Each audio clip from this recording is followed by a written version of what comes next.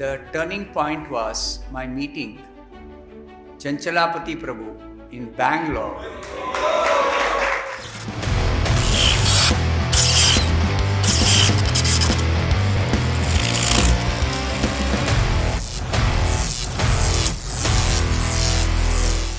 After this initial experience in Boston, my Boston assignment got over after 6 months.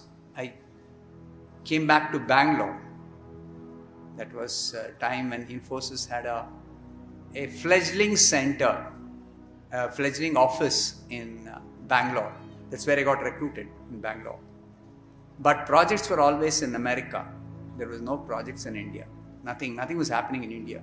Just this 3-bedroom house, a rented place, that is this so-called office. Nothing happens there except having some interviews and sending the recruits to America for projects. That's all that was happening there.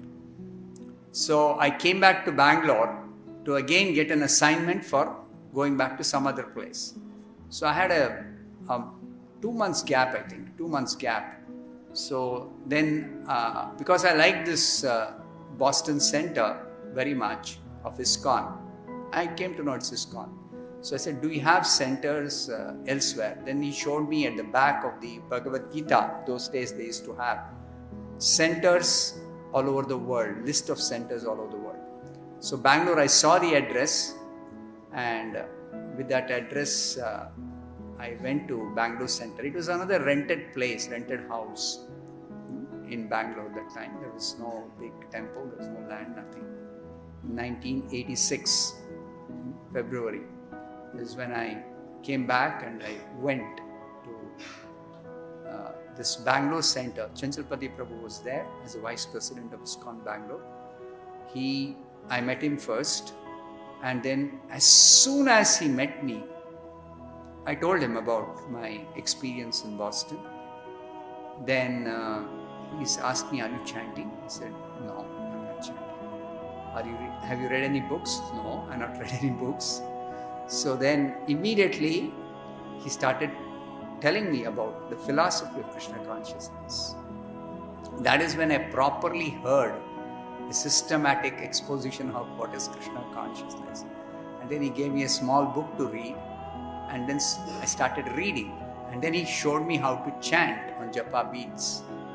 Actually, the devotee in Boston had actually given me a Bhagavad Gita, but I never took interest in reading because I was too busy with my project, and he never preached to me as such, what is Bhagavad Gita, what is Krishna consciousness, nothing he preached to me.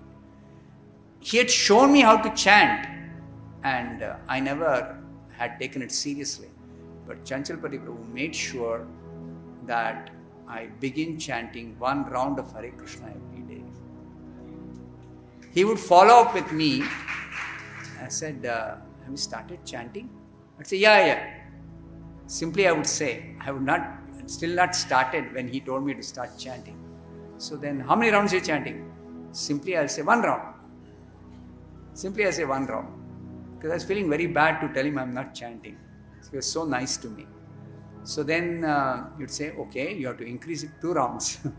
That is when I thought it's a very serious matter. How can I say I'm chanting 1 round?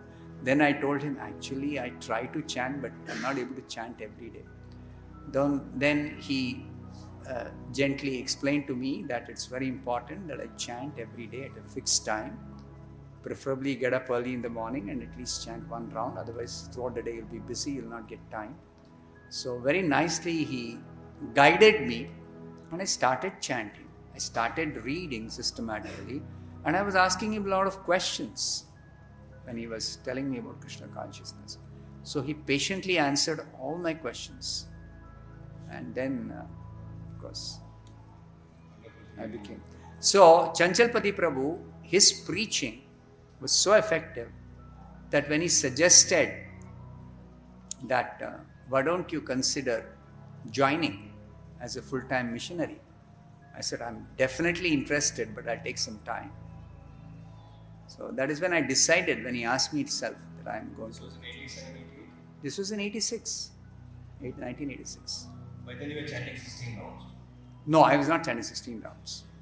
Because after 2 months, I had to again go back to America. So I went back to America, but Chanchalpati Prabhu, those days there was no other communication other than writing letters, snail mail as they say in America. So I would wait for Chanchalpati Prabhu's letter and then I would reply to him. And then he would say that you should chant, you should visit the nearby temple. My next assignment was in Philadelphia, near Philadelphia. So I would go to the Philadelphia temple. And by this time, Chanchalpati Prabhu had already preached to me nicely. So I went and I said, yeah, I'm chanting, I'm reading Bhagavad Gita, I'm not eating outside, all that I told the devotees in Philadelphia. So they were very thrilled and excited. So they encouraged me to regularly go to the temple and encouraged me to come to the standard of 16 rounds. Even Chanchalpati Prabhu was writing to me, you should chant 16 rounds and all that. So they encouraged me, and that is how I became steady and serious